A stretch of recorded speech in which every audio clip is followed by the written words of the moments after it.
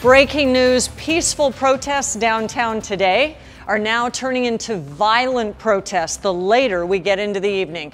Good evening, I'm Kimberly Hunt, and in the last 30 minutes, San Diego police have ordered an unlawful assembly at 14th and Broadway, right next to the police headquarters.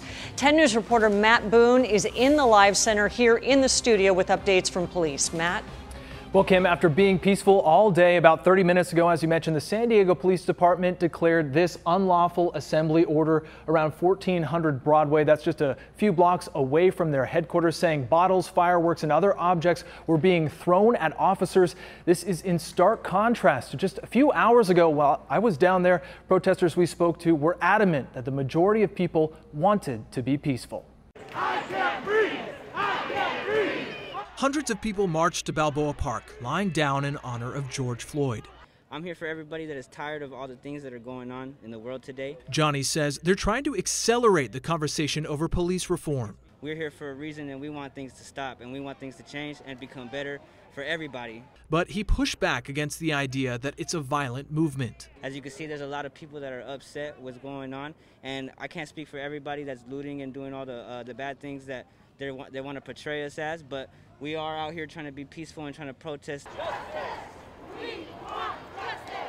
This leg of the protest began this afternoon outside the San Diego Police headquarters.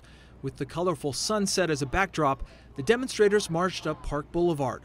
While peaceful, law enforcement lined the streets, blocking freeway off-ramps and standing along the promenade in Balboa Park, leading to some tense moments with protesters. You look like a piece of We're harmless. We're just people. We're not animals.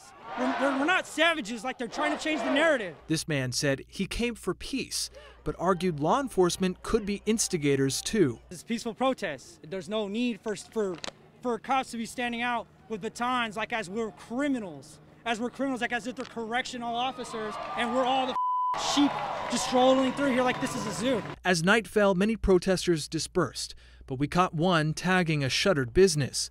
Others vowed not to stop. How long do you think these protests are going to last?